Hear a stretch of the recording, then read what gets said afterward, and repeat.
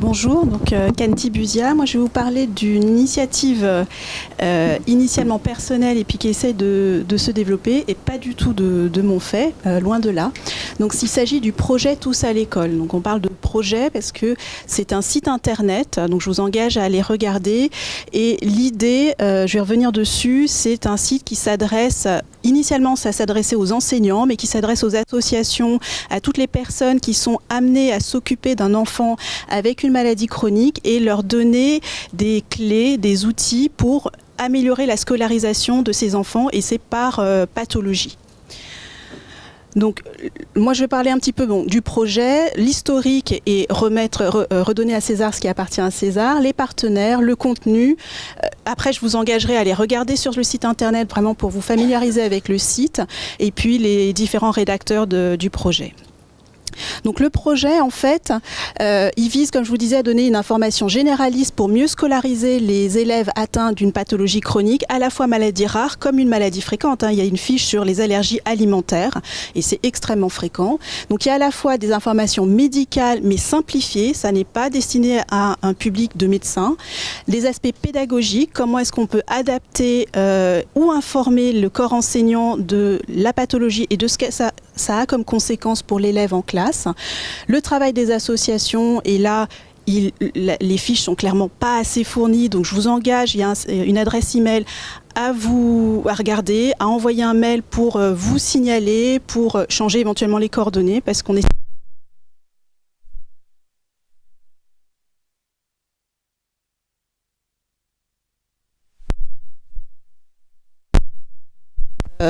dont souffre l'enfant et reste à la seule discrétion des parents, donc c'est une information généraliste. Le site n'est pas là pour parler... de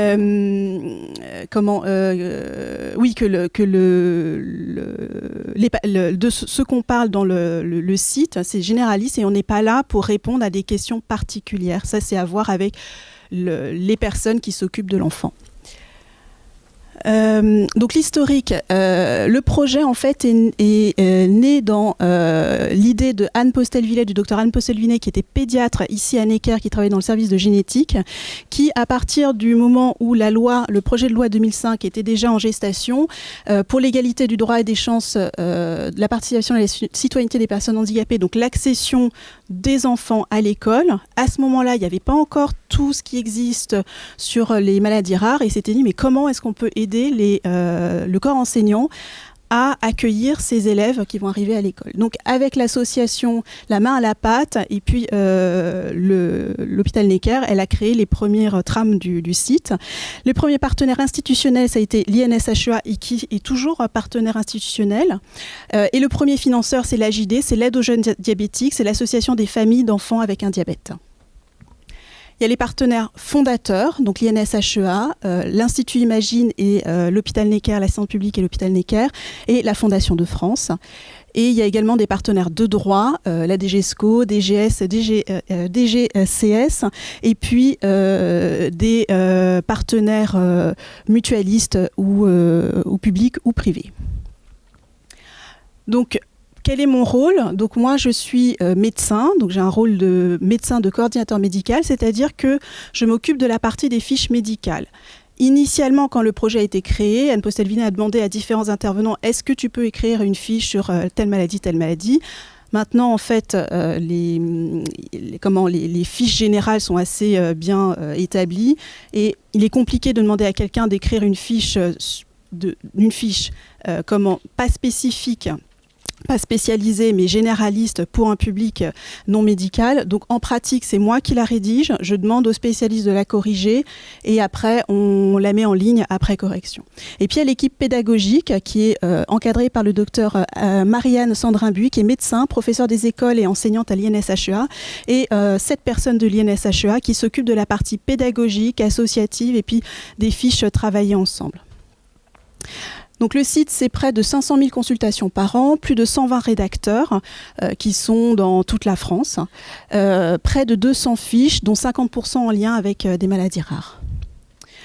Il y a 4 rubriques dans le site internet. Rendre l'école accessible, les fiches orange. Les fiches bleues, s'informer sur les maladies et leurs conséquences. Les fiches vertes, connaître le point de vue des personnes concernées. Et les fiches rouges, travailler ensemble. Quand vous irez sur le site internet, vous allez voir, les fiches sont organisées en 3 parties. La partie de gauche qui est la mise en garde du Conseil de l'Ordre, la partie fiche proprement dite qui est au milieu, et puis à droite, différents liens, soit internes, soit externes, avec les associations, avec des fiches existantes. Et je vous donne un exemple juste après. Voilà, ça c'est un exemple de fiche. Donc à gauche, la partie mise en garde, au milieu, la partie fiche en tant que telle, et puis un certain nombre de liens. Dans la partie s'informer sur les maladies et leurs conséquences, il y a actuellement 144 fiches. Donc là, par exemple, vous avez quelques exemples de fiches en A, et puis il y en a pour toutes les lettres.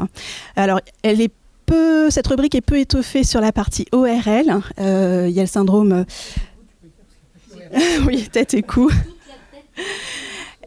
Et donc, s'il y a des questions spécifiques par rapport à certains syndromes, certaines pathologies qui vous semblent importantes dans le cadre de la scolarisation, évidemment, c'est des choses qui interviennent et qui peuvent avoir des conséquences sur la scolarisation. N'hésitez pas à nous le dire et puis on essaiera d'écrire une fiche.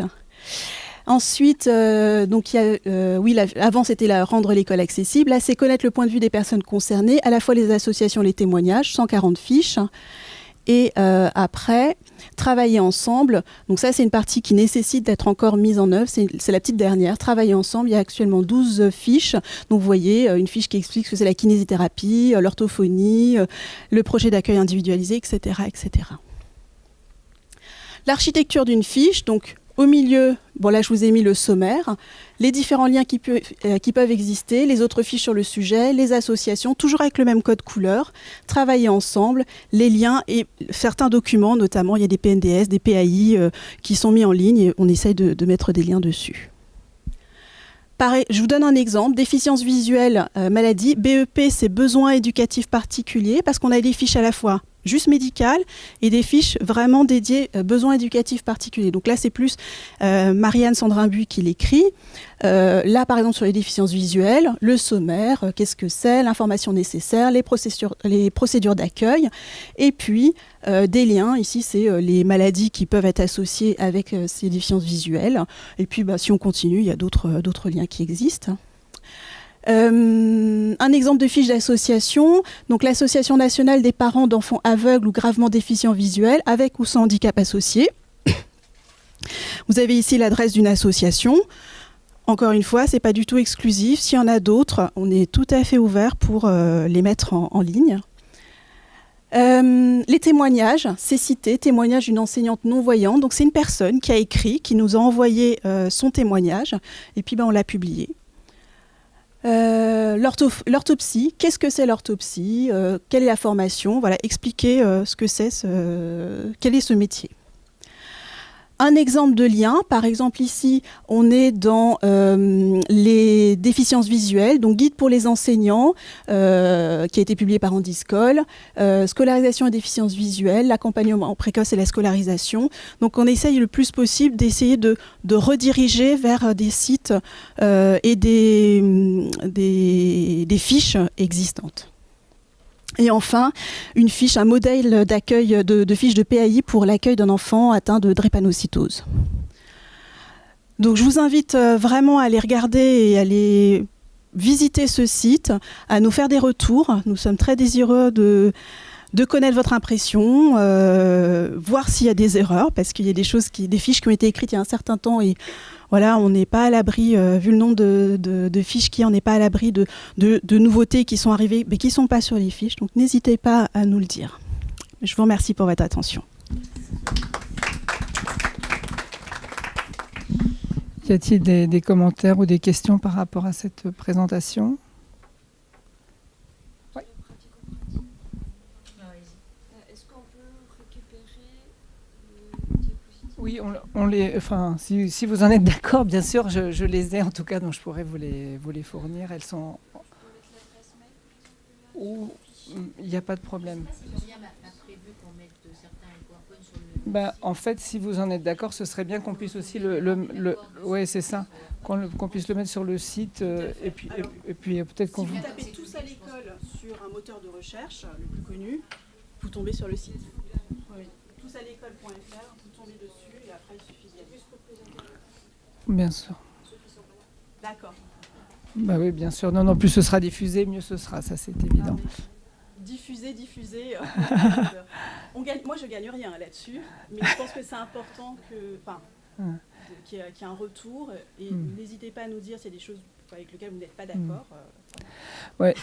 Je tiens particulièrement à te remercier parce qu'en fait, Dr Buzia vient d'être nommée à Lausanne. Donc, elle vient de Lausanne pour nous parler. Donc, voilà. Donc, on est vraiment très, très content qu'elle soit venue nous voir. Voilà. Donc, comme vous venez de loin et qu'on vous reverra peut-être pas très souvent, voilà, je voulais vous dire que nous connaissons, donc pour l'albinisme, nous connaissons votre site, je l'apprécie, nous avons mis des liens en direction de votre site sur notre site internet. Voilà, donc nous n'hésiterons pas à vous faire des propositions s'il y a des communications à modifier, des informations nouvelles.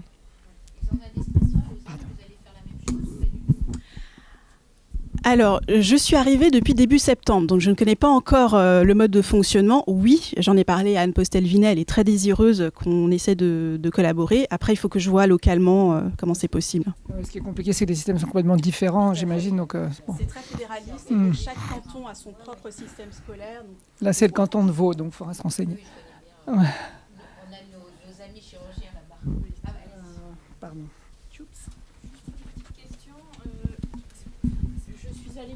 Sur votre site et je le trouve effectivement bien fait. Il est très didactique et je trouve à l'attention vraiment autant des professionnels que des parents. Et c'est vraiment un grand intérêt. Effectivement, le seul regret qu'on peut avoir, moi qui travaille en ORL, c'est qu'il y a un certain nombre de pathologies ou syndromes de la sphère ORL ou maxillofaciale qui n'est pas traité, mais peut-être pas encore, ça viendra. Et ma question très pratique était, est-ce que vous avez des flyers ou est-ce qu'il existe des posters que nous pourrions éventuellement nous afficher dans nos salles d'attente parce que je pense qu'un certain nombre de familles seraient très intéressées pour avoir cette connaissance de votre site. Nous diffusons l'information de façon très individuelle, mais je pense qu'il y a beaucoup de gens que nous ne rencontrons pas forcément directement dans nos bureaux et qui seraient friands d'avoir cette information.